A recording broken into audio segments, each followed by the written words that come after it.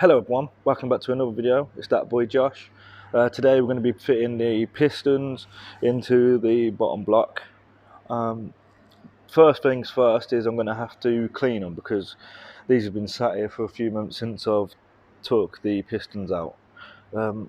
If you're in the process of taking your pistons out before, you want to make sure, well, on the Saab engines anyway, they've been marked up with a 4, and before I took them out anyway, I stomped them with a little centre punch, and then I also took a picture on my phone with the all punches when they were in there. So it went like, as you can see, look, 1, 2, 3, 4, and 5, and then that was 1, 2, 3, and 4, so on. But I'm just going to clean all of them in the paraffin wash over there, and then re-oil them, and then I'm going to also give it a clean down of all the bearing caps and everything like that, because that's been sat there for a while. Another thing to note as well is I've done this off camera a few weeks back, is refit new piston rings. They all go in a certain order. As you can see there, each one's different to each other, but when you buy them it comes in a package and it tells you which ones go where. You've just got to take care when you're fitting them, because you can snap them, because they're quite they're hard, but they're quite brittle. So just be careful. Use a metal shim or a cable tie or something just to help you ease it in, so you're not scoring the bore of the piston as well. I've also ordered new bearing caps for in here as well. As you can see, the old ones are in there still, but I will replace them as the video goes on. So I've got the pistons over in the parts wash. This is a hot water mixed with some cleaning solution. I'm just going to be giving it a quick wash, as I've already dropped these in traffic film remover, and I've had it bathing in that for 24 hours. This is just to get rid of all the fibres and all that crap that's in the air, just so it doesn't score the piston rings. I'm probably going to do this off camera. I'll show you one now, because I've got one hand free.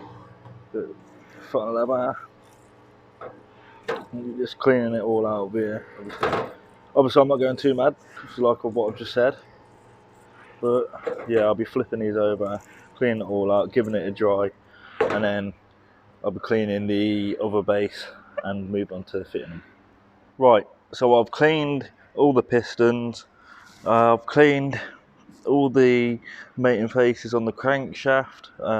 I just need to clean the bores, but I'll do that off camera in a minute. But what we're going to be doing now is replacing the bearing caps. So you can see that most of these bearing caps are alright, they're not too bad, but since I've stripped them all down, might as well replace them anyway. This one here has got quite a bad score mark on it. You can see that line halfway in between the bearing cap there and the massive line around there, so I would replace that one anyway.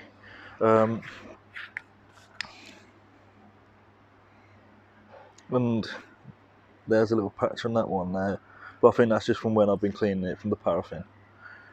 But like I said, most of them are alright. It's just this one here that I would replace. After seeing that mark, I've measured the crankshaft and it's still the same as factory. When you are replacing these with your new ones, you want to give them a clean after you got them out of the package. I'm just using brake and clutch cleaner because it evaporates straight away after. And then after I've done that, I'll be oiling this one face here. That'll be touching that. Well, I'll be contacting the shaft there. You don't want to be oiling the other side because you'll be causing the bearings to slip and such. But yeah, you want to just make sure as well, if no matter what engine, obviously, before you open the package, because you can see mine aren't returnable if I've opened them. But the best you can, you want to try and eye them up as much to make sure you've ordered the right ones. I know that they're right because you've got it there, pretty much. So yeah, I'll go ahead and fit these now. First of all, we're going to open the packet. Try not to cut myself.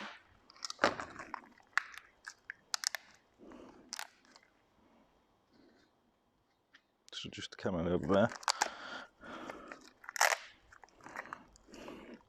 But it's just so I don't lose track, I'm just going to take 2 out at a time, go along the row, which you can't really see on the camera, but go along this row and fit them in at a time. Doesn't really matter what order you do it in. So I'm just going to go from whoever's closest to grab. So we're just going to loosen these off here.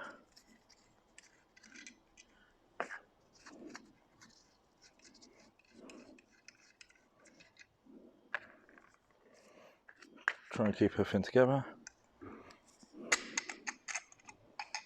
So let's come off and put that down there. See if you can see a better version of it now. So you can see some of the wear marks all along it, as you can see. So I'll just try and get this off here.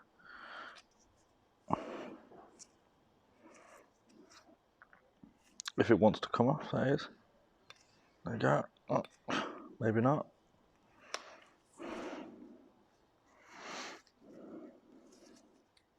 Ow. But yeah, we got that off there. And then you can see all the muck behind it there. So what I'll do is I'll clean them after. Clean that off in a minute. Just get this one off as well. There you go. That was a lot easier, that one. And you can see all the muck there. So let's just get a clean rag. You can probably see one behind me. Oh, not the camera. Just clean all that up. Wipe most of it all off. Still got some remaining marks.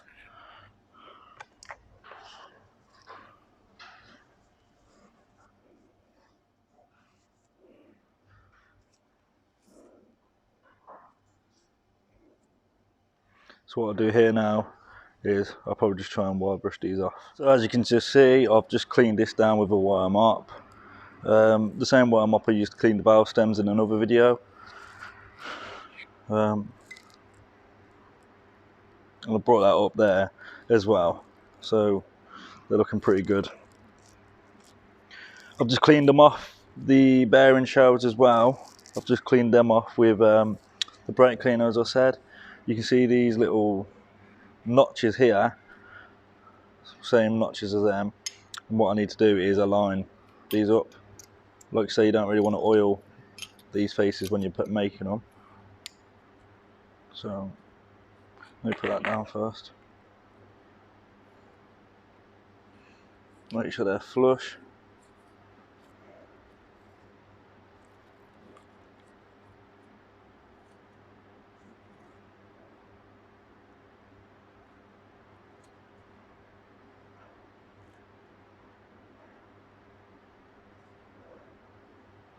And there we go.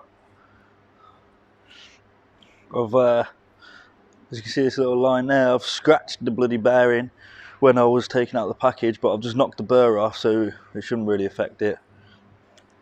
But just try not to be an idiot like me. Just take a bit more care when you're taking them out the package. This is the old bearing in my left hand, new bearing in the right. The difference in them. So then the following bearing, you put that one in like so. I'm not going to oil them up just yet. I'll oil them up just before fitting them. Oops. So that's got new bearings now. I'm just going to put the cap back on like that, loosely, just for now. Screw them up one thread or so. Same with that one. Put them over to the side, and I'm just going to rinse and repeat for these three down here. And then after we'll go into the process of fitting them into the crankshaft. Right, so I've cleaned all the bores inside here. We're using my paraffin wash with that brake cleaner fluid to identify which way your pistons go around and whatever. On the Saab block, you've got these stump marks here, BB, BB there. This identifies to you the front of the engine. Also, the pistons where you have the one stamped on it or the other stamped, they go along with the front of the engine. So when the other side that's not stamped would be on this side, and then the one would be facing there, 2, 3, and 4, and so forth. So I've just cleaned that. Right, let me just get the camera set. So I've just cleaned the boards as I've just said, and now what I'm going to be doing is getting number 1 piston, as you can see here with the 1, using some oil. Well, let's put the piston down first actually, sorry. Just getting a bit of oil. This is the same oil I'm going to be running the whole engine in, that mineral oil. And I'm just oiling up all the whole of the bore, sorry.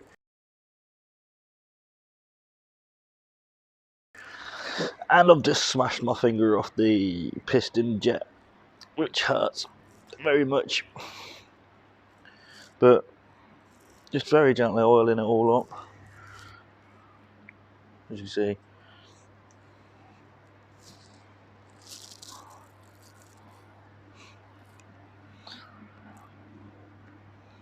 Let's just spray it around there.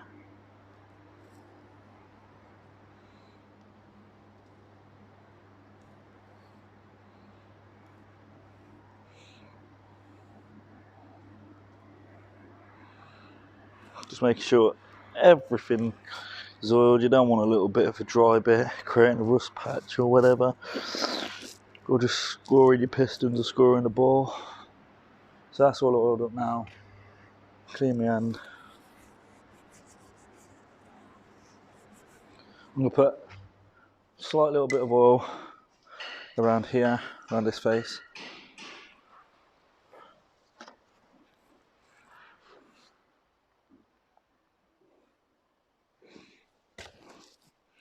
Just rub it in around all the oil, piston rings, sorry.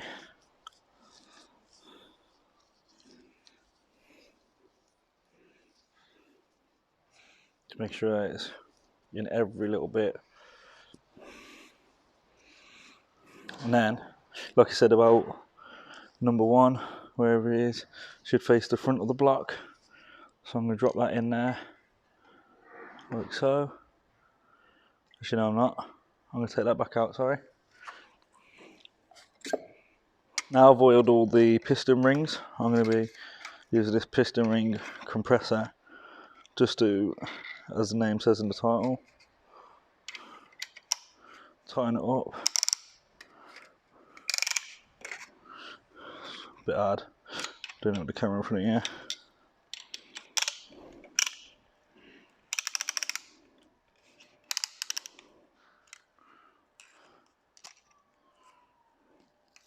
Make sure it goes on kind of square.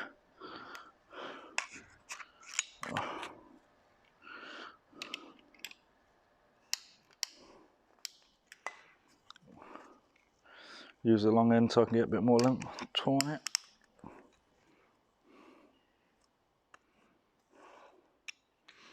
See if we can get a little more turn on it.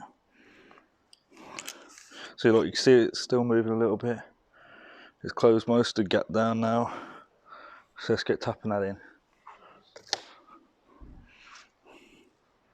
Let's find out where number one is there. Just drop it down facing the front of the block.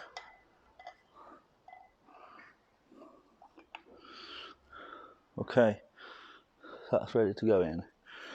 There's an arrow on top of the piston here. Should be able to show you.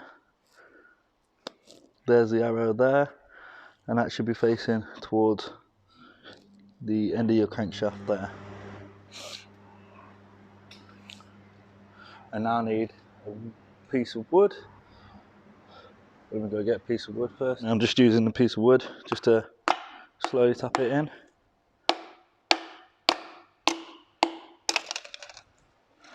Oh. And there we go.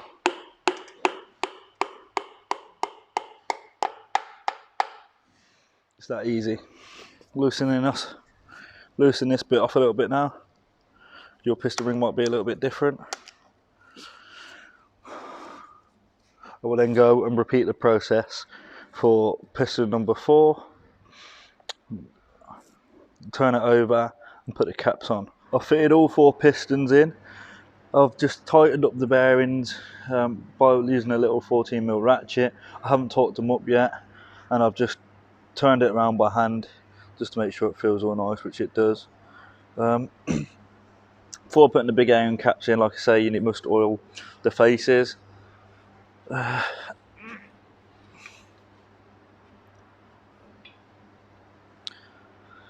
there you go, this is what it looks like from the top side with all the pistons fitted in now.